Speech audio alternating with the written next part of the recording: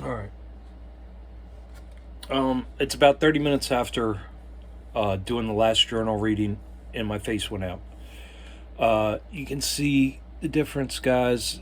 It looks a lot better. It's still sagging a little, but most of the pain's gone. Um, a lot of the tightness, stiffness. I did a 30-minute nerve regeneration sound bath. What else did I do? I did, a couple of my little exercises to release the vagus nerve. I also, this behind the head, like I showed you guys. So I did all that at the same time, laying down on my back. That's really the best position to be in, most comfortable to get rid of most of the symptoms, or at least, keep everything at bay. Uh,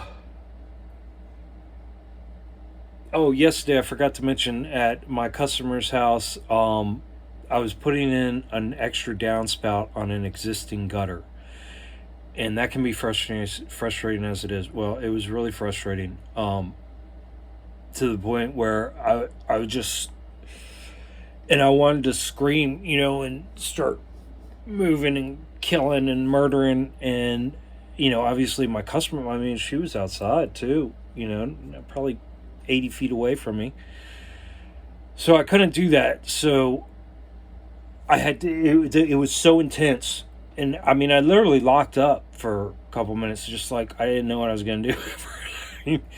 You're just like, the only thing you can do is just sit there and breathe through it. Um, but yeah, I had a couple tears rolling down my eyes. I mean, that's how you just like. It was so much rage. Um, okay, so that's that. Really, no downtime between videos. We're trying to keep the videos rolling so that way, we can see my physical. We can update and know everything that's going on with as little downtime as possible. That being said, guys, I haven't even touched on all the symptoms I deal with. Um, we've looked at other people, but I haven't gone through and gone through all these different things. Like right now, I'm going through the type of dizziness that you'll get with associated with a concussion, but at the same time, I'm getting a different positional type of vertigo, dizziness, whatever it's called, from the cervical instability. So, and then on top of everything else, it's almost impossible to describe things sometimes because it's just so overlapped and interwoven. It's like if you're having that one kind of vertigo or instability, and then at the same time you move your head a certain way, and then you get the other one, and then you're just like, "Argh," and then your legs are wobbling, and you're like, So, and then on top of that, you got the pressure in the ears, tinnitus.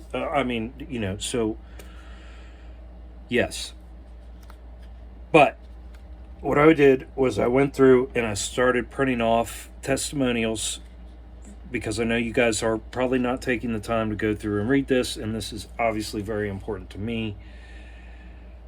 And hopefully, you guys will catch some of these testimonials. My cervical instability isn't continuous, but I can get similar symptoms. The standard barrage of static tests, for example, CT scan, MRI, blah, blah, blah, won't show anything. So, for legal protection, they would send people to a psychiatrist or suspect substance addiction. Thankfully, cervical instability is being recognized today.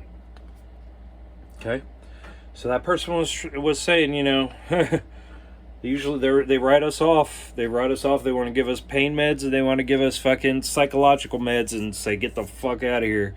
Good luck. But now with the cervical instability, yeah, their game's being called out now. Another comment. Wow, now I know what's going on. I have osteoarthritis in my neck and lower lumbar and hips, as well as cervical and lower lumbar spinal stenosis. Had a lower lumbar spinal fusion on L4, L5, L5S1 in November of 2011. It relieved pain in my lower back and leg until June 2019 when I was diagnosed with spinal stenosis. Early this year, the dizziness occurred far apart several times. I had also tried a new pillow that caused a migraine. I saw my doctor, who had me see a neurologist. Neither one believed my dizziness was my neck. Neurologist says I'm fine. You know, that's okay when a doctor says, I don't know. But to tell you you're fine, this is your healthcare, guys. This is when you put healthcare in somebody else's hand. You want to feel like a real idiot and a fool and be told you're a liar. You want to feel like a real jackass? Go to a doctor. Go to a specialist. So his neurologist says he's fine, even though she knows my neck issues and back issues. So the neurologist knows the neck and back issues and still and knows all these symptoms that this person's having and still telling her she's unreal. So a month after seeing her, I woke up with the room spinning and nausea. It went away on its own, but I'm convinced it's my neck. I opened my eyes with the room spinning on me. MRI shows I have no curve left in my neck. It's wonderful to find a doctor who understands what's going on. Yes, it is. All right. I have vertigo for 2 days back to back and went to YouTube and found the Half Somersault by Carol Foster. Okay, so that's a different. I started, so some of these I also printed off down in the comments sections, people suggesting certain exercise and certain things, natural things that we're going to start doing, incorporating into our healing regimen.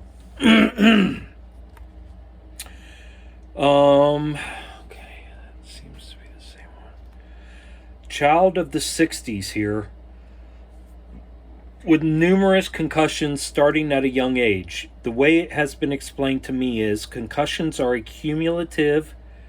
The first couple may not have messed up so badly in the beginning. However, over time, they are all still injuries to our brains, and maybe a good whack sends us spiraling downward. I feel like that as well, but I think that it's coming from the cervical instability, for me anyways. That's where I'm at. I think that might be a major cause of mine. I often say it makes sense to me that a person can only get hit in the head so much. It's got to have some residual damage somehow, sadly. I love to rip and tear, so was quite active in my day. Had many horse, sports, and car wrecks through the years. I seem to be left with a neck that will not stay aligned. Constant vertigo coupled with either or all headaches, nausea, tremors, fuzzy vision, add in a bit of anxiety and a whole lot of depression. Okay, so that explains, pretty much what I deal with, except for the depression and anxiety whenever I move my head a certain way, all the time. So the headaches, nausea, tremors, fuzzy vision, it sucks. I've been to about every medical specialist, been told by several neurologists we just don't know enough about the brain. Short of a voodoo doctor or a Lakota Sioux medicine man, I've tried it all. No disrespect intended at all. Woo! It is truly exasperating. Good luck to us all, the dizzy cowgirl. Yeah. Guys, I mean, unreal that people have to live like this, I mean, this is crazy. I'm just saying, I'm realizing my life is changed, it's got to. Because I can't keep doing this. I can't ever let a concussion go again that long without resting it to where I'm doing what where I'm at now, because I can't do that anymore. That's not good. It's not good at all, and I gotta stop. So I don't know what I'm gonna do. The heat, like I said, the heat. Okay, so being in the river, that's the other thing I'm gonna touch on. That being in the river, the heat and the light didn't even bother my eyes. That's how much that river, that water, that river was up, by the way, guys, few feet. It was moving, boy. But yeah, when after that video at the river, I got out of the car and I went straight out. Didn't look at anybody, just walked and went straight out to the river, because of my social anxiety. There weren't many people there, maybe there were, I think, 3 groups of people there. a group of 2, a group of 4, and maybe a group of another 3 or something. Everybody minding their own business. But yeah, I went straight out there. I worked on, just breathing, just feeling, grounding with bare feet, just grounding. Feeling I had my body up to, my neck, just letting the water just flow, moving, feeling. Again, because all of this, it was just so much. It's like you can't even explain it all. It's like, it's been over a week and a half and I still can't explain it all. So what I was able to focus on in the river, and I need to start going because that's a great therapy. So hopefully I'll get down to the river some more. I should be down there every day. It's not even a mile from my house. But the social anxiety's kept me in. Usually I'm on the river by April 1st every year, the end of March, early April. But I was able to focus on my lower back and hip today, and it was an intense, while in the river, just moving and feeling and getting in touch with my body, and trying to really just focus my mind onto my problem areas and what needs to be healed, because I'm trying to visually get this, that way I can start doing when I do my meditations and sound baths, I can focus intently on these areas to help heal. And if you don't know anything about mind body connection, guys, and how you can do that, then that's an absolutely amazing tool that we have to heal ourselves. I first learned how to do the power of that when I was weightlifting back in my early 20s. I think it might have been Schwarzenegger, but it was a book that I had read back then, and they went over that mind muscle connection, and I instituted it into my workout routine and saw absolutely phenomenal results. Amazing. Like, I was blown away. And that's, so I've known about that for over 20 years now. And if you guys don't know anything about that, it's definitely something you want to look into. Guys, we have so much power. We really do. Don't ever doubt yourself. Don't ever fucking doubt yourself. But yeah, we're keeping it all documented. This might be the last video for today. Dad's supposed to be here tomorrow. I don't know if I said he was supposed to be here. We were supposed to go out to the farmhouse, but I was feeling like shit this morning. Hopefully I can get a good night's sleep tonight, and hopefully Dad's feeling good tomorrow morning as well.